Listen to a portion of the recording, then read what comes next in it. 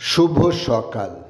আজ 23শে শ্রাবণ 1433, ইংরাজির 9ই আগস্ট 2026।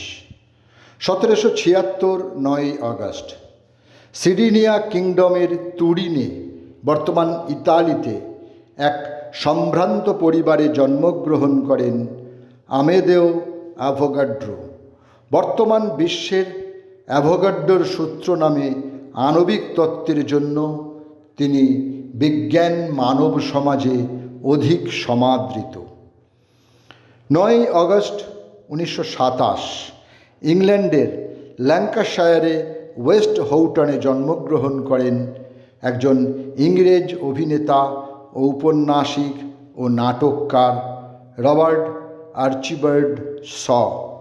শ এর উল্লেখযোগ্য চলচ্চিত্রগুলি হল from Russia with love 1963, the royal hunt of the sun 1969, young Winston 1972, the string 1973, Jaws 1975, Robin and Marian 1976 ও black Sunday 1977। তাঁর রচিত প্রথম উপন্যাস দ্য হাইডিং প্লেস 1960। 80-র দশকে দূরদর্শনের বিখ্যাত ধারাবাহিক নুক্কাদ, সেই ধারাবাহিকের এক বিখ্যাত মাতাল চরিত্র স্কাল অভিনেতা সমীর কাক্কার। পরবর্তীতে বহু হিন্দি চলচ্চিত্রে তিনি সুনামের সঙ্গে অভিনয় করেছেন, যেমন জয় হো, পরিন্দা, ইনা না দেখা, Dilwale, Raja Babu, terror high terror ইত্যাদি। আজ শিল্পীর জন্মদিন, সময়টা 1952। পরাধীন ভারতবর্ষে ব্রিটিশ বিরোধী স্বাধীনতা আন্দোলনের একজন অন্যতম ব্যক্তিত্ব এবং অগ্নিযুগের বিপ্লবী ত্রৈলোক্যনাথ চক্রবর্তী। আজ তাঁর মৃত্যুদিন, সময়টা 1970।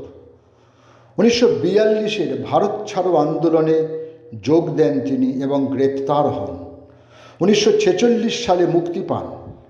তাঁর রচিত আত্মজীবনীমূলক গ্রন্থ জেলে 30 বছর, ব্রিটিশ পাক ভারত স্বাধীনতা সংগ্রামের ইতিহাস। ব্যক্তিগত উদ্যোগেই তিনি নিজেই বইটি প্রকাশ করেন 1953 সালে। আলাউদ্দিন আলী ছিলেন একজন বাংলাদেশি সুরকার, বেহালাবাদক, সঙ্গীতজ্ঞ, গীতিকার ও সঙ্গীত পরিচালক। সঙ্গীত পরিচালক হিসেবে 7 বার ও গীতিকার হিসেবে 1 বার তিনি জাতীয় চলচ্চিত্র পুরস্কার অর্জন করেছিলেন। খ্যাতিমান চলচ্চিত্র পরিচালক গৌতম ঘোষ পরিচালিত পদ্মা নদীর মাঝি চলচ্চিত্রে তিনি ছিলেন সঙ্গীত পরিচালক।